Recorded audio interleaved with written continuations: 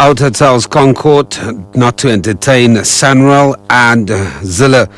Strong evidence that the Youth League is behind recent violence. Good evening. The opposition to Urban Tolling Alliance says the Constitutional Court should not entertain National Roads Agency Sanral's appeal against an earlier court interdict. In April, the North Gauteng High Court barred Sanral from levying e-tolls pending a full court review.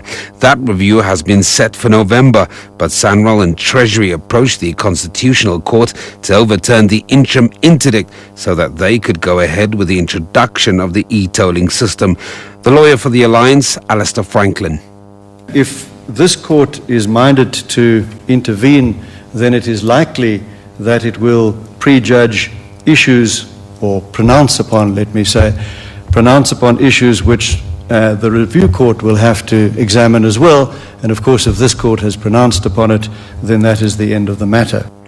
Western Cape Premier Helen Zille says she has strong evidence that the ANC Youth League is behind the recent violent protests in Khayelitsha on the Cape Flats. Zille and Cape Town Mayor Patricia de Lille laid charges against the league 2 weeks ago. Zille also wrote to President Jacob Zuma earlier today, requesting him to intervene. The recent spate of protests have led to 6 deaths and damage to property valued at 6 million rand. We think that the prima facie evidence and the circumstantial evidence is incredibly powerful. In fact, some of the statements that have been made in writing and on television are criminal offences in their own right. The tense situation in the Inzanoni township near Bethel in Mpumalanga has forced police to postpone the court appearance of 30 people arrested yesterday. Earlier today, hundreds of angry learners were chanting slogans at the gate of the Inzanoni police station demanding the release of the arrested people.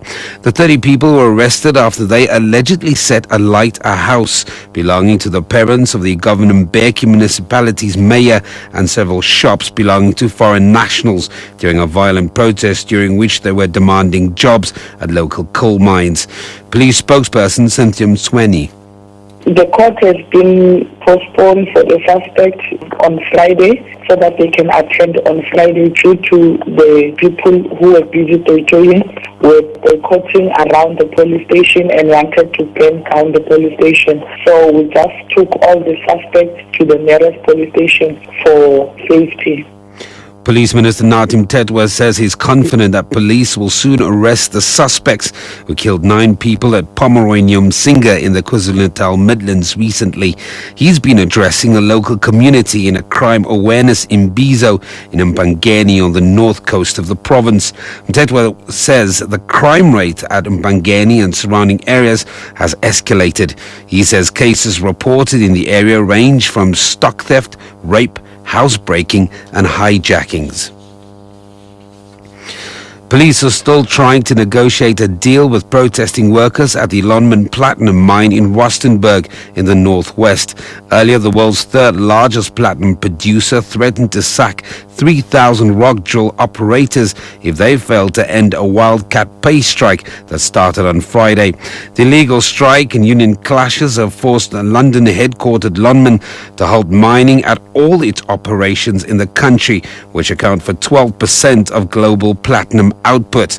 10 people, among them 2 police officers and 2 security guards, have been killed in the violence at the mine. And finally, Syrian government forces have clashed with rebel fighters who attacked the Iranian embassy in the capital Damascus. That's according to the Syrian Observatory for Human Rights. It says the clash took place after rebels targeted the embassy complex and the cabinet offices with rocket-propelled grenades. South Africa has called on the UN to urgently appoint a new mediator to replace Kofi Annan, who has quit amid the continuing brutal crackdown by the Damascus regime on rebels seeking a new political dispensation. Recapping the top story this hour, the opposition to Urban Tolling Alliance says the Constitutional Court should not entertain National Roads Agency Sanral's appeal against an earlier court interdict. For SAFM News, I'm Sam Marshall.